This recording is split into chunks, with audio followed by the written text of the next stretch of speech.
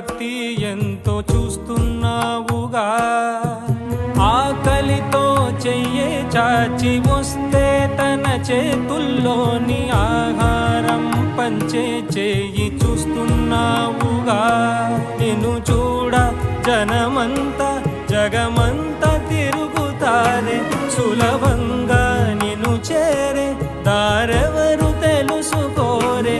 అలంకారం అసలు లేని, అహంకారం అన్నది లేని, ఏ కళ్ళ కపటం కానరాని మనసుల్లో నువ్వే కలిసా నిన్నే